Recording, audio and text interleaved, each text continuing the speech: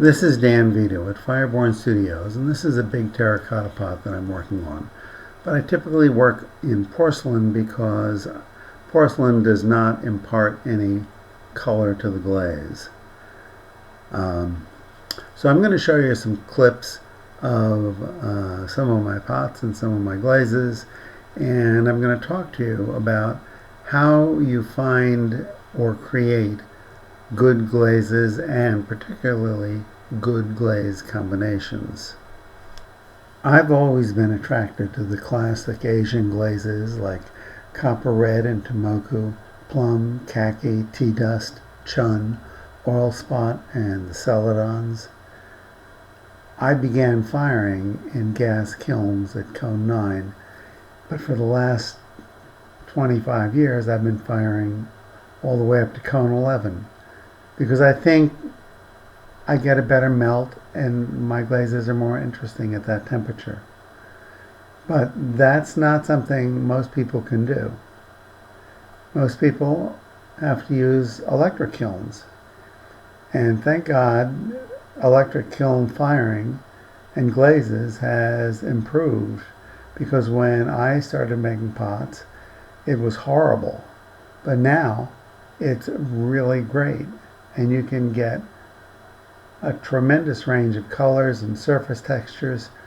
You can't get exactly the same thing I get with high fire reduction, but you can get very nice things. Choosing the name Fireborn for our studio was very deliberate, because I like to let the fire complete the pot.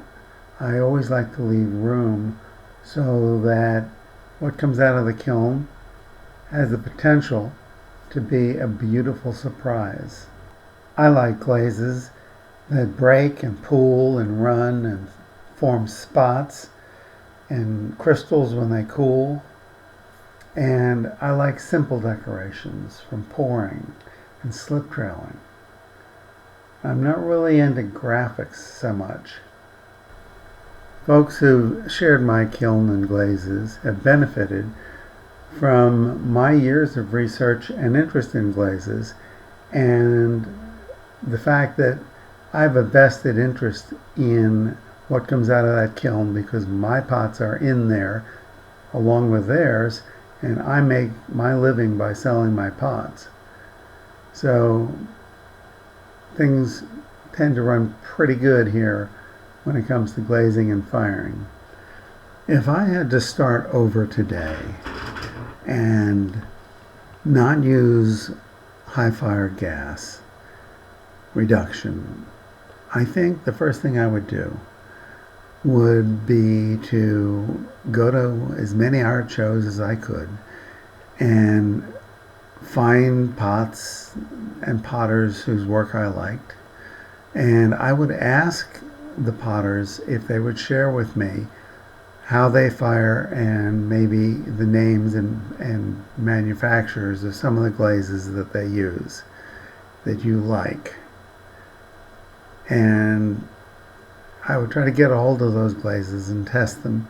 And the next thing I would do is I would go to John Britt's book, and I would try to pick out and test maybe 100 different glazes. And I'd probably do a 300-gram batch of every glaze that I tested, so that I would have enough to do a number of small test tiles. And I would be looking for a range of glazes from glossy to matte, and the colorants in them, the oxides, can be replaced. So before I put the oxides in, I would just test the base glaze without any oxides in it, just to see what it looked like. And then next I would look through John Britt's book and try to find a bunch of glazes that are high in boron. And I would be sure to check them out and see how they flow when you use them over other glazes that you like. And the third thing I'd probably do is I would take some glazes in that I found in John Britt's book that are pretty fluid, and I would add a high boron frit to them to make them so runny that if you use them on the bottom of the pot, they would definitely run off the pot. And I would try to, use them as lip glazes or on the inside of pots where I used a squirt bottle and trailed them. Next, I would go back through all my glaze tests and I would carefully examine all the test styles of the glazes without any oxides in them and consider trying different oxides in those glazes.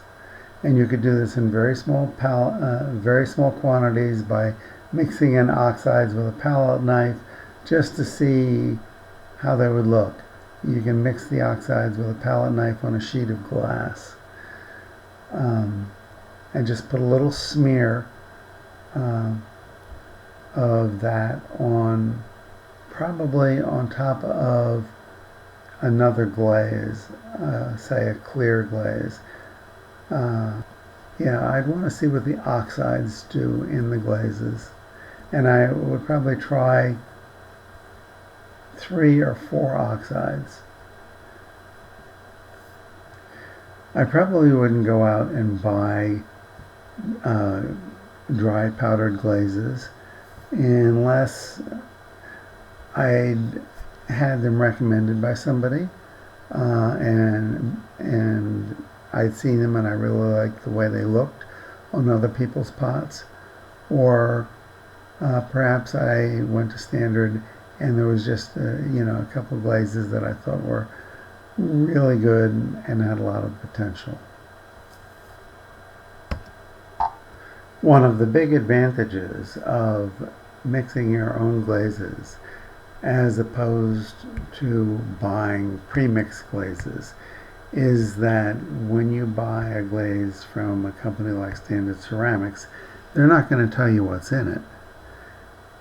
But when you mix your own glazes, you can see the base glaze and know the elements that are in it, and you can choose base glazes that are very different from one another, because that's what's going to make them react in an interesting manner when you combine them. You want the bases to be fluxed from various sources. So I would be looking for some really strong standalone glazes that with just one glaze on a pot, the pot could be beautiful. And I would also be looking for some very reactive glazes that when you use them in overlaps do really interesting things. So what you're looking for is eutectics, and you can look that up, eutectics, and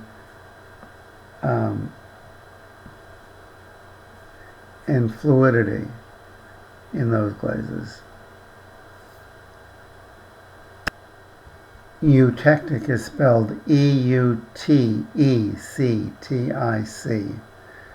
And essentially what it means is that two things, when they're combined, melt at a significantly lower temperature than either of those two things would melt at by themselves. And when you have glazes with multiple ingredients, there are multiple eutectics.